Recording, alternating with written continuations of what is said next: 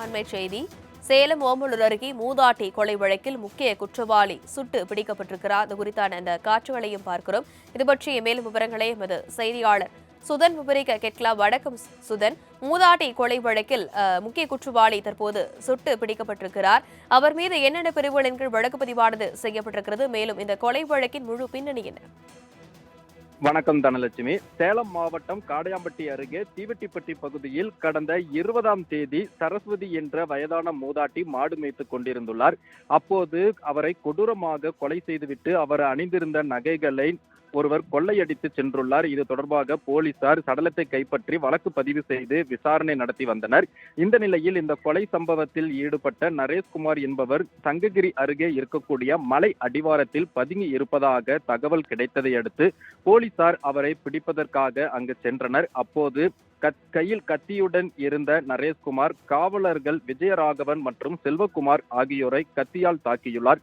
இதில் இருவரும் பலத்த காயம் ஏற்பட்டது. இதைத் தொடர்ந்து மகுடஞ்சாவடி காவல் நிலைய ஆய்வாளர் அவரை கத்தியை போட்டுவிட்டு காவல்துறையினரிடம் சரணடையுமாறு கூறியுள்ளார்.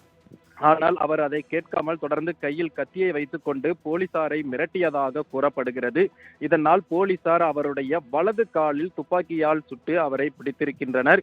கைது செய்யப்பட்டிருக்கக்கூடிய நரேஷ்குமார் மீது 20க்கும் மேற்பட்ட வழக்குகள் இருப்பதாக கூறப்படுகிறது. குறிப்பாக கடந்த 2020ஆம் ஆண்டு அல்லூர் பகுதியில் வயதான பெண்ணை கொலை செய்து அவர்கள் அணிந்திருந்த நகைகளை கொள்ளையடித்து சென்றதும் இருக்கிறது. அதே போல கொரோனா சமயத்தில் கொலை வழக்கு ஒன்றில் கைதான இவர் கொரோனா தொற்று காரணமாக மருத்துவமனையில் அனுமதிக்கப்பட்ட போது மருத்துவமனையிலிருந்து தப்பி ஓடிய வழக்கும் நிலுவையில் இருக்கிறது. அதே போல போலீசாருக்கு கொலை மிரட்டல் விடுத்த வழக்கும், நீதிமன்றத்திற்கு செல்லக்கூடிய வழியில் போலீசாரை மிரட்டிய வழக்கு என சுமார் 20க்கும் மேற்பட்ட வழக்குகள் இவர் மீது நிலுவையில் இருக்கிறது.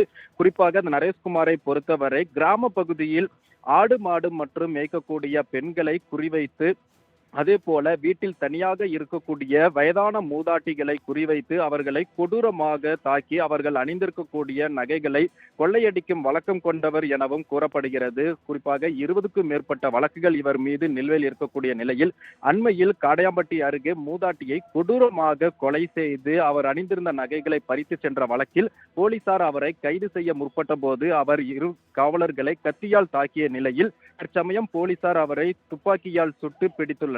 இதைத் தொடர்ந்து துப்பாக்கி சூட்டில் காயமடைந்த நரேஷ்குமார் சங்ககிரி அரசு மருத்துவமனையில் சிகிச்சை பெற்று வருகிறார்.